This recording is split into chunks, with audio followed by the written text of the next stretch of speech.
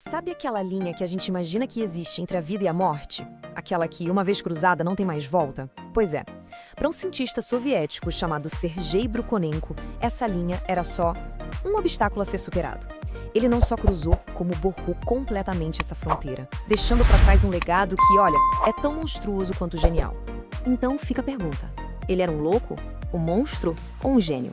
É exatamente isso que a gente vai tentar entender. Existe um jeito certo de crescer no YouTube e ganhar dinheiro com isso, e a maioria das pessoas não faz ideia. Eu mesmo comecei a aplicar isso e hoje já estou conseguindo tirar um salário todo mês só com o YouTube. Se você quer entender como isso funciona, eu deixei um link na descrição explicando tudo. Dá uma olhada lá depois. Sabe aquela linha que a gente imagina que existe entre a vida e a morte? Aquela que, uma vez cruzada, não tem mais volta? Pois é. Para um cientista soviético chamado Sergei Brukhonenko, essa linha era só um obstáculo a ser superado. Ele não só cruzou, como borrou completamente essa fronteira, deixando para trás um legado que, olha, é tão monstruoso quanto genial. Então fica a pergunta: ele era um louco, um monstro ou um gênio? É exatamente isso que a gente vai tentar entender. A história dele nos joga de cara com umas questões bem complicadas sobre os limites da ética, da ciência e do que significa estar vivo, né? Porque, para muita gente, ele não passa de um monstro que a história fez questão de esquecer. Só que, ao mesmo tempo, para a medicina moderna, bom, as contribuições dele, por mais bizarras e perturbadoras que pareçam, foram simplesmente fundamentais. Mas o que leva alguém a fazer coisas tão extremas? Para entender a mente de Brukhonenko, a gente precisa voltar lá no começo de tudo, para um trauma que definiu o resto da vida dele. Olha só a trajetória dele. Nasceu na Rússia, filho de engenheiro, foi para Moscou estudar medicina. Tudo parecia se encaminhar para uma carreira normal, de um médico promissor. Mas aí, a Primeira Guerra Mundial explode bem no ano da formatura dele. E ele sai direto da faculdade para o meio do campo de batalha. E foi ali, naquele inferno, que a história dele mudou para sempre. Ali no fronte, a cabeça dele virou. Ele se sentia completamente impotente.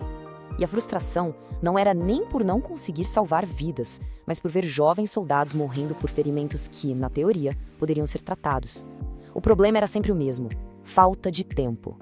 Aquela experiência na guerra criou nele uma verdadeira obsessão. Ele começou a pensar: e se? E se desse para enganar a morte? E se fosse possível manter um corpo vivo, funcionando, mesmo depois de uma lesão catastrófica? Manter tudo ali, sabe? Ligado, até dar tempo de consertar o estrago. Essa pergunta se tornou a missão da vida dele. E para responder uma pergunta dessas, não dava para usar os métodos normais.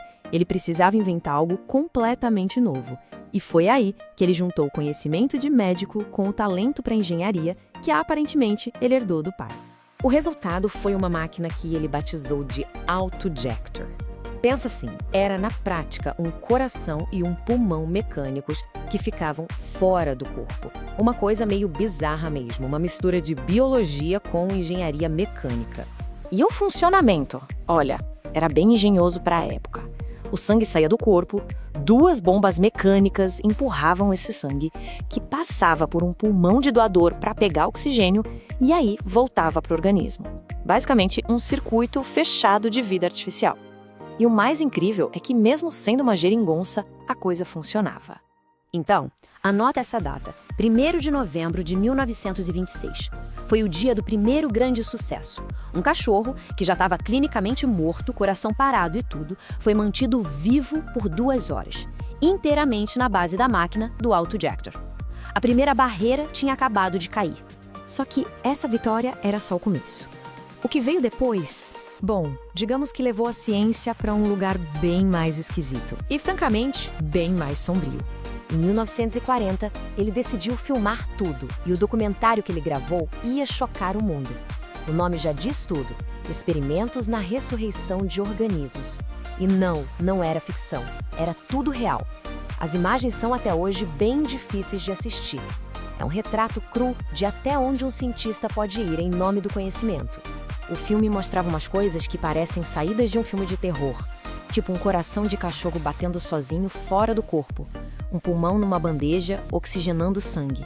E a cena mais famosa e mais chocante, A cabeça de um cachorro totalmente separada do corpo, mas ainda viva, piscando, reagindo a sons, a toques, tudo por causa da máquina. O filme termina com eles trazendo um cachorro inteiro de volta à vida depois de 10 minutos clinicamente morto. Pra gente hoje, isso é barbárie.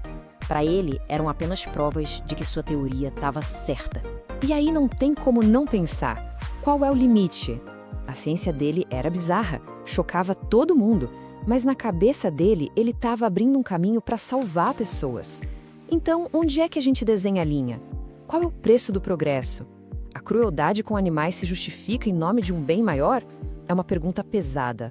Só que a história não para, né? O mundo estava mudando de novo e de um jeito bem drástico.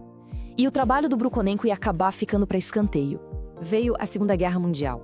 E com a União Soviética lutando pela sobrevivência, ninguém queria saber de cientista com projeto estranho. Precisavam de médicos no fronte. E quando a poeira baixou e ele tentou voltar à pesquisa, lá nos anos 50, já era tarde demais. O Ocidente já tinha pego ideia e criado máquinas de coração-pulmão muito mais avançadas. A invenção dele, de repente, ficou obsoleta.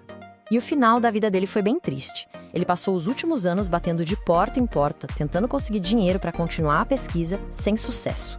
Acabou morrendo em 1960, meio que esquecido pelo mundo. E a grande ironia é que 5 anos depois da morte dele, o governo soviético finalmente reconheceu o trabalho dele e deu uma medalha póstuma de mérito científico. Tarde demais. E aqui que a história dele fica realmente complexa, porque de um lado a gente tem a crueldade e os experimentos com animais que hoje são inaceitáveis. Mas do outro lado, a gente tem o nascimento de um conceito que revolucionou a medicina, a circulação extracorpórea. Aquele autojector dele foi basicamente o avô da máquina que hoje permite fazer cirurgias de coração aberto. Aquela máquina que para o coração, desvia o sangue, permite que os cirurgiões operem e depois faz o coração bater de novo. A base de tudo isso veio do trabalho dele. Pois é essa a grande questão. O trabalho dele, tão bizarro e perturbador, no fim das contas, ajudou a salvar um número incontável de vidas.